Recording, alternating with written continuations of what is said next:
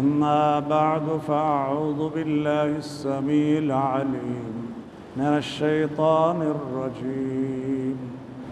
بسم الله الرحمن الرحيم.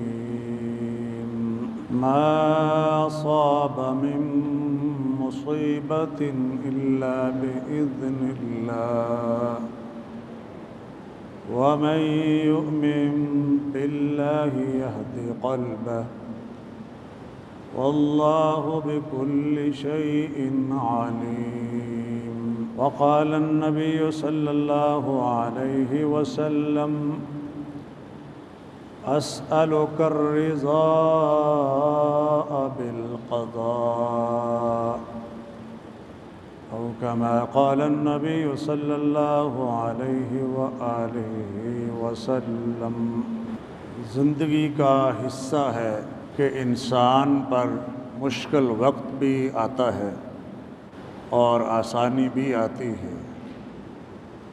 اللہ سبحانہ و تعالی نے فرمایا فَإِنَّ مَعَ الْعُسْرِ يُسْرًا،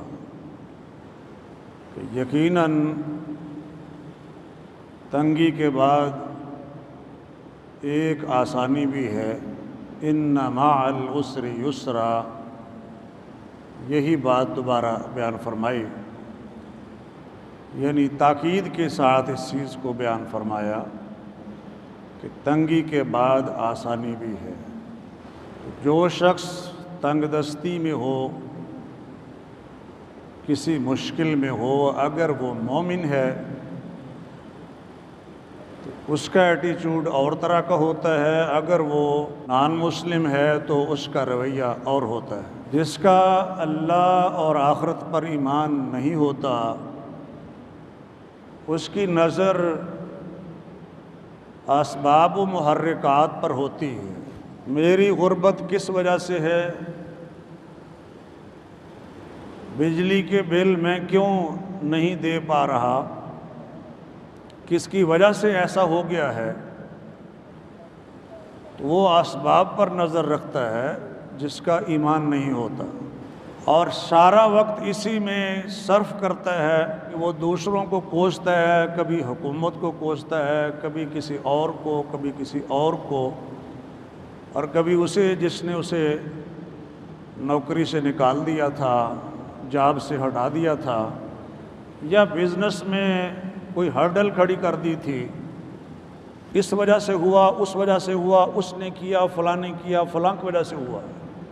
لیکن جو مومن ہے وہ اصل بات کی طرف توجہ کرتا ہے، وہ یہ ہے کہ اللہ سبحانہ و تعالی نے مجھے جو نعمت عطا فرمانی تھی وہی ہو سکتی ہے، اس کے علاوہ نہیں ہو سکتی، اور جو میری کیفیت دنیا میں ہونی تھی یا مشکل آنی تھی وہ اللہ کے علم میں ہے، اور اس کے ڈیسیژن کے بغیر آ نہیں سکتی تھی۔ اس کے بعد وہ جو کچھ بھی کرے کم از کم خودکشی نہیں کرے گا۔ اس لیے اہل ایمان کی ریشو بہت کم ہے خودکشی کرنے کی۔ اس وقت بھی اگر آپ جو سروے ہوئے ہیں ان کو دیکھ لیں یا کروا لیں کہ یورپ میں، امریکہ میں، چائنا میں اور ان ممالک میں خودکشی کرنے والے لوگ زیادہ ہیں۔ مسلمانوں کے ممالک میں ان کی تعداد کم ہے، لیکن وہ تعداد بڑھتی جائے گی جو جو ایمان کمزور ہوتا جائے گا، اور مادی زندگی اور مادیت پرستی، ایمان سے دوری اور تقدیر سے ایمان کی کمی، یہ چیزیں جب بڑھیں گی تو وہ ریشو بڑھ جائے گی۔ اسی لیے آپ نے شاید کبھی سنا ہو کہ فلاں عالم دین نے خودکشی کر لی، بلکہ میں تو کہوں کہ اگر صحیح معنی میں کوئی مومن بھی ہو تو سوال نہیں پیدا ہوتا کہ وہ خودکشی کرے، اس لیے کہ اس کا تو ایمان ہے کہ میری جو بھی کیفیت ہے، مصیبت ہے، پریشانی ہے، بیماری ہے، رزق کی کمی ہے، اس کا سبب جو بھی ہو لیکن اللہ کے اذن کے بغیر نہیں ہو سکتا۔ تو اللہ میرے بارے میں جو بھی فیصلہ کرتا ہے میں اس پر راضی ہوں، اور اسی حالت میں میں نے زندگی گزارنی ہے، اسی کیفیت میں۔ ہاں، اس مالک نے جو بتایا کہ اس حالت سے نکلنے کے لیے آپ نے کیا کرنا ہے، بس آپ وہ کام کریں اور باقی کام اللہ پہ چھوڑ دیں، اپنے حصے کا کام کریں، اور جو نتیجہ ہے اس محنت کا رزلٹ کیا نکلنا ہے وہ خود نہیں نکالنا آپ نے، وہ مالک چاہے گا تو نکلے گا۔ ایک شخص کو انویسٹمنٹ کا فائدہ ہو جاتا ہے، دوسرے کو نہیں ہوتا۔ ایک آدمی کو کال لیٹر آ جاتا ہے، دوسرے کو نہیں آتا، سبب جو بھی ہو۔ اور آپ یہ بھی سنتے ہیں کہ جی رزق کی بندش ہو گئی ہے، رشتوں کی بندش ہو گئی ہے۔ کوئی بندش کر سکتا ہے؟ اب قرآن مجید نے جو عقیدہ بیان کیا ہے، اللہ سبحانہ و تعالیٰ فرماتے ہیں سورۃ تغابن میں، ما اصاب من مصیبت الا باذن اللہ، کوئی بھی مصیبت ہو جو تمہیں آتی ہے وہ اللہ کے اذن سے آتی ہے، وہ کلیمٹی آپ پر اثر انداز نہیں ہو سکتی اللہ کی مشیت اور اس کی اجازت کے بغیر۔ میں نے ایک لفظ ڈسین کا بھی بولا آپ کے سامنے، کیونکہ اذن کا جو لفظ ہے تمام معنی پر محیط ہے، اس کی اجازت کے بغیر تو کوئی مصیبت، کوئی آفت آ ہی نہیں سکتی۔ جب آ ہی نہیں سکتی تو اس آفت کی بنا پر نہ تو گلہ شکوہ ہو سکتا ہے اللہ سبحانہ و تعالیٰ سے، اور نہ خودکشی ہو سکتی ہے اگر ایمان صحیح ہے اور ان تعلیمات کو اگر ہم سمجھتے ہیں۔ فرمایا وَمَن يُؤْمِن بِاللَّهِ يَهْدِ قَلْبَهُ، جو اللہ پر ایمان لے آتا ہے اللہ اس کے دل کو گائیڈ کر دیتا ہے، اس کے دل کو ہدایت عطا فرما دیتا ہے۔ تو جس کا دل ہدایت یافتہ ہو وہ کبھی ناشکرا نہیں ہو سکتا، وہ کبھی گلے شکوے کرنے والا نہیں ہو سکتا، کبھی یہ نہیں کہہ سکتا یا اللہ غربت کے لیے، بیماریوں کے لیے ہم غریب ہی رہ گئے، یہ بیماریاں ان کی طرف کیوں نہیں جاتی، ان کی طرف۔ تو مومن یہ کام نہیں کر سکتا۔ اللہ نے فرما دیا وَمَن يُؤْمِن بِاللَّهِ يَهْدِ قَلْبَهُ وَاللَّهُ بِكُلِّ شَيْءٍ عَلِيمٌ۔ اور یہ کوئی اندھی تقسیم نہیں ہے، یہ آنکھیں بند کر کے کیے جانے والے فیصلے نہیں ہیں، یہ کسی کے دباؤ میں آ کر کیے جانے والے فیصلے نہیں ہیں، یہ اس ہستی کے فیصلے ہیں جس پر کسی کا پریشر نہیں ہے، جسے کسی چیز سے عدم واقفیت نہیں ہے، وہ ہر چیز کا مکمل کلی پورا علم رکھتا ہے، اس کا ڈیسیژن ہے یہ۔ آیت نمبر 11 سورۃ التغابن، سورۃ آل عمران میں یوں کہی گئی، اس کا ایک حصہ تو بڑا مشہور ہے، آپ نے بھی سنا ہوا ہے۔ یہاں حکم دیا جا رہا ہے محمد الرسول اللہ صلی اللہ علیہ وآلہ وسلم کو، قل اللہم مالک الملک تؤتی الملک من تشاء وتنزع الملک ممن تشاء وتعز من تشاء وتذل من تشاء بیدک الخیر انک علی کل شیء قدیر۔ اے نبی کہیے، اے اللہ جو بادشاہت کا مالک ہے، آپ بادشاہت کے مالک ہیں، جس کو چاہتے ہیں بادشاہت عطا فرماتے ہیں، جسے چاہتے ہیں چھین لیتے ہیں، جسے چاہتے ہیں طاقتور بنا دیتے ہیں، عزت دیتے ہیں،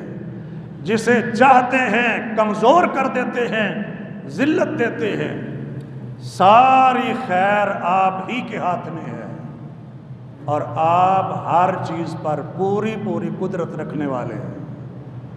اللہ اپنے پیغمبر سے سورۃ آل عمران میں یہ اعلان کروا رہے ہیں، وہ کسی پر اپنا فضل کرنا چاہے، کرم کرنا چاہے، کوئی نہیں روک سکتا۔ ابن عباس سے آپ نے فرمایا کہ اگر ساری دنیا بھی اکٹھی ہو جائے اور آپ کو کوئی فائدہ پہنچانا چاہے جو اللہ نہیں پہنچانا چاہتا تو کوئی نہیں پہنچا سکتا۔ یہ ابن عباس رضی اللہ تعالیٰ عنہ کو نبی علیہ السلام نے سواری میں پیچھے بٹھایا اور آپ تعلیم دے رہے تھے۔ سورۃ الحدید میں اللہ سبحانہ و تعالیٰ فرماتے ہیں ما اصاب من مصیبت فی الارض ولا فی انفسکم، کوئی بھی آفت، کوئی بھی مصیبت جو زمین پر آتی ہے یا خود تمہارے وجود پر آتی ہے، الا فی کتاب من قبل ان نبرأہا، اس کو اللہ نے لکھا ہوتا ہے ایک کتاب میں، لوح محفوظ میں اسے اللہ نے لکھ رکھا ہوتا ہے جو اللہ کا علم ہے۔ من قبل ان نبرأہا، اس سے پہلے کہ اللہ تعالیٰ اس کو ایگزسٹنس میں لے کے آئیں، اس آفت کو، اس مصیبت کو ظاہر کریں، وجود میں عطا فرمائیں، سامنے لے کر آئیں، اس سے پہلے وہ اللہ کے علم میں لکھی ہوتی ہے۔ ان ذالک علی اللہ یسیر، ایسا کرنا اللہ پر بہت آسان ہے۔ اور یہ کام اللہ کیوں کرتے ہیں؟ مصیبت سے ہمکنار بھی کرتے ہیں، خوشیاں بھی عطا فرماتے ہیں۔ یہ دونوں کام کس لیے کیے جاتے ہیں؟ فرمایا لِكَيْ لَا تَأْسَوْا عَلَىٰ مَا فَاتَكُمْ، تاکہ تمہاری یہ ہیبٹ بن جائے، تمہاری سیرت کا یہ بنیادی حصہ اور جز اور لازمی حصہ بن جائے کہ اگر تمہیں کوئی مصیبت آئے تو اس پر افسوس نہ کرو۔ میں نہیں سمجھتا کہ میرے سمیت یہاں پر کوئی شخص بیٹھا ہوگا جو مصیبت آنے پر افسوس نہ کرے، میرا نہیں خیال۔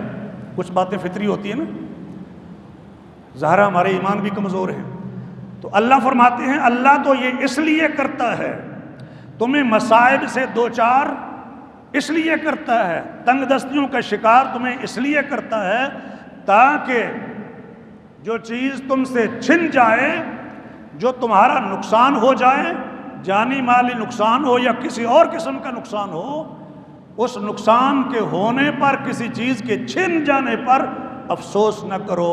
وَلَا تَفْرَحُوا بِمَا آتَاكُمْ، اور جس چیز سے اللہ تمہیں نواز دے اس پر اتراؤ مت، یہ تمہاری عادت بن جانی چاہیے۔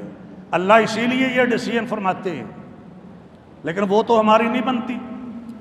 بڑی مشق کے بعد، بڑی کوشش کے بعد، ایمان کو بار بار سمجھنے کے بعد، قرآن کو بار بار پڑھنے کے بعد، اسلامی عقیدہ صحیح طرح سیکھنے کے بعد اور ان آیات کو صحیح طرح فوکس کرنے کے بعد اکا دکا بندے آپ کو معاشرے میں ملیں گے جن کی آپ کو یہ عادت ملے گی۔ بڑا نقصان ہو گیا، لگ نہیں رہا کہ اس کا نقصان ہوا ہے، لاکھوں کا نقصان ہو گیا، بندہ روٹین میں سارے کام کر رہا ہے، نمازیں بھی پڑھ رہا ہے، گفتگو بھی صحیح کر رہا ہے اور ہر ایک سے سیدھے منہ بول بھی رہا ہے، مرا نہیں، اس لیے کہ اس کا ایمان ہے۔ اللہ کو یہی منظور تھا، اللہ نے مجھے اتنا ہی رزق دینا تھا، پہلے اگر وہ نہ دیتا تو کیا تھا؟ اسی نے دیا تھا، اسی نے واپس لے لیا، اس کی مرضی، اور میں اس کی مرضی اور منشا اور اس کی بنائی ہوئی تقدیر پر راضی ہوں۔ فرمایا وَلَا تَفْرَحُوا بِمَا آتَاكُمْ، جو بھی سٹیٹس ہے تمہارا، جو بھی نعمتیں ہیں تمہاری، جو بھی وسائل زندگی ہیں تمہارے پاس، جو بھی آسائشیں ہیں دنیا کی، جتنی بھی دولتیں ہیں، جو بھی کر و فر ہے، اس سب پر تم اتراؤ نہ۔ اللہ یہ دیکھنا چاہتا ہے مومنوں میں، کتنے مسلمان آپ کو اپنی سوسائٹی میں ملیں گے جو کسی بڑے عہدے کی بنا پر، زیادہ دولت کی بنا پر، زیادہ اثر و رسوخ کی بنا پر، بڑی دولت کی بنا پر یا کسی بڑی سکل کی بنا پر دوسروں کو کم تر نہ سمجھتے ہو۔ تھوڑے مسلمان آپ کو ملیں گے۔ آپ اسی معاشرے میں رہتے ہیں، میں بھی اسی معاشرے میں رہتا ہوں، لیکن اسلام کا مطالبہ کیا ہے، اسلام کی تعلیم کیا ہے، وہ میں آپ حضرات کے سامنے عرض کر رہا ہوں۔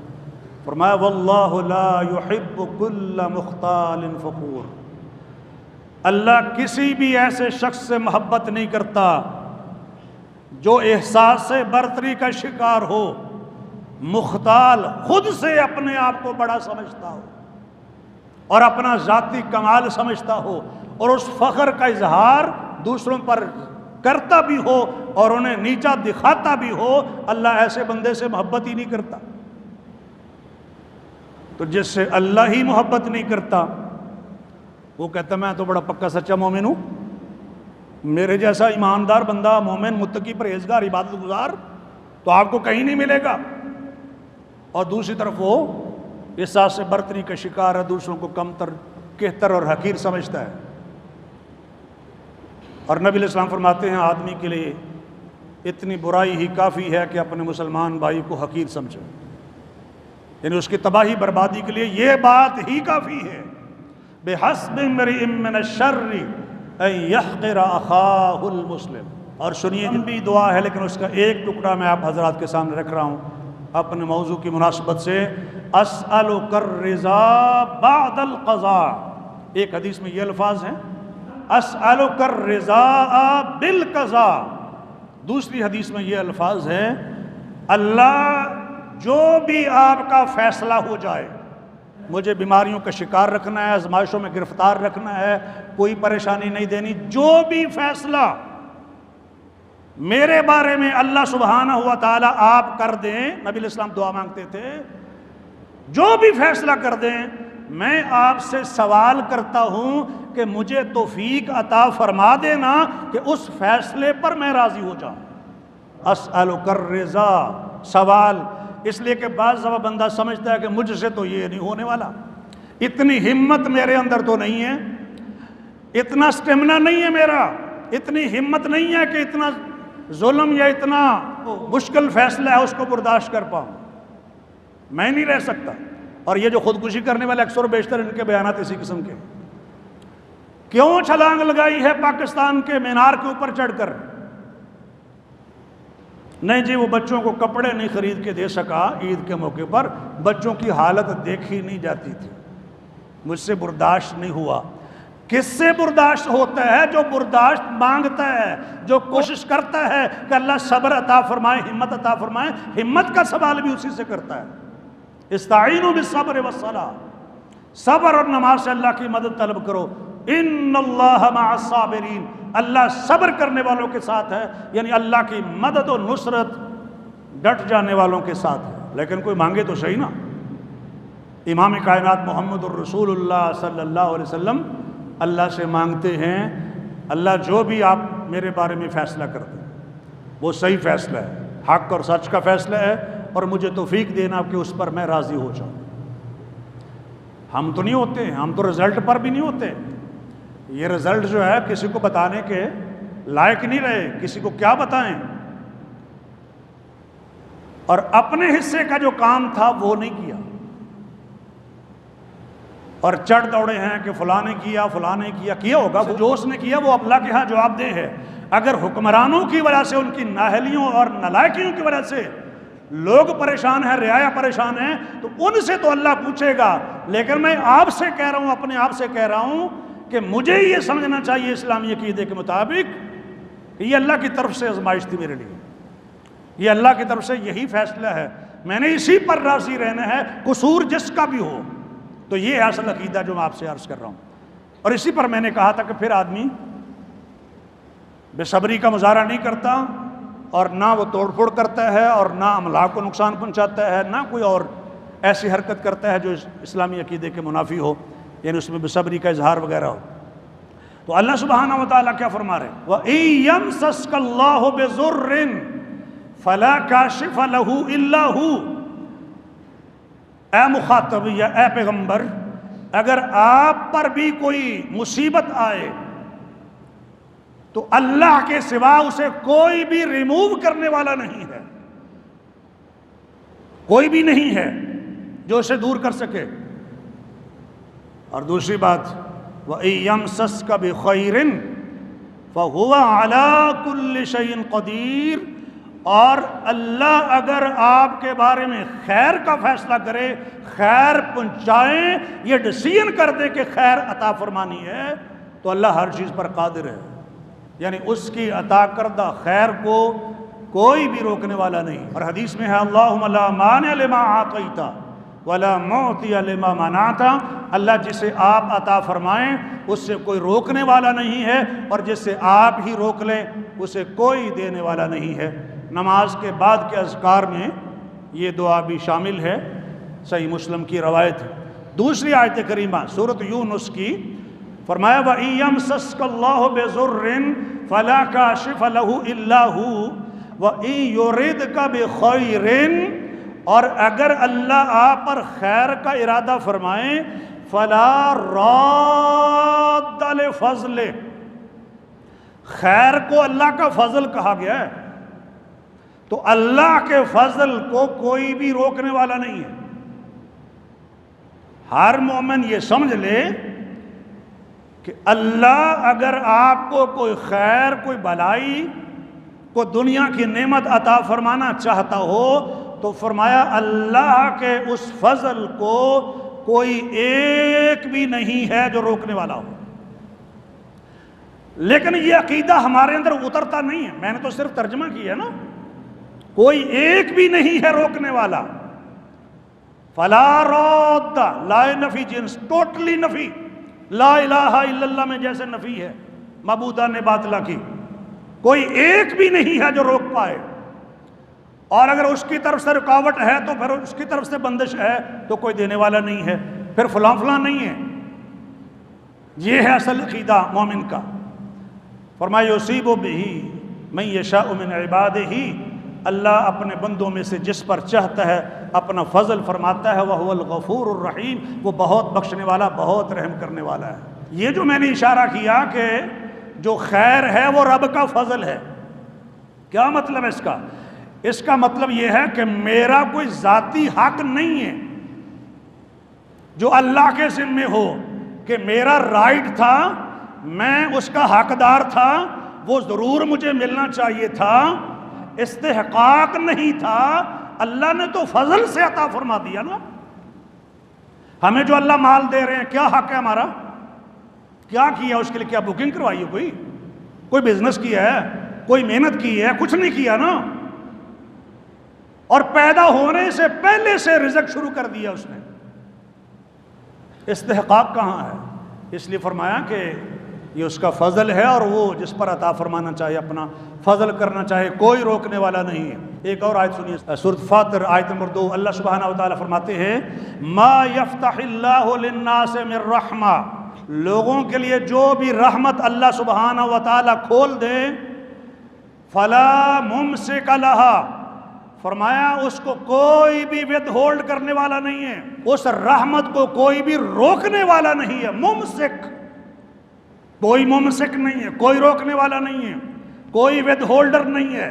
جس رحمت کو اللہ اپنے بندوں کے لیے، انسانوں کے لیے کھول دے، اور جس کو وہ روک لیں، ود ہولڈ کر لیں، فرمایا فلا مرسل لہ من بعدہ، تو اسے گرانٹ کرنے والا کوئی نہیں. فرمایا جس کو وہ ود ہولڈ کر لے اس کو کوئی گرانٹ نہیں کر سکتا، نہیں دے سکتا. وہو العزیز الحکیم، اور وہی غالب حکمت والا ہے. ایک اور مقام پر فرمایا قل افرأیتم، اے نبی ان سے کہیے افرأیتم ما تدعون من دون اللہ، جن کو تم اللہ کے سوا پکارتے ہو تو کیا ان میں سے کسی ایک کو دیکھتے ہو، کسی کو بھی دیکھتے ہو؟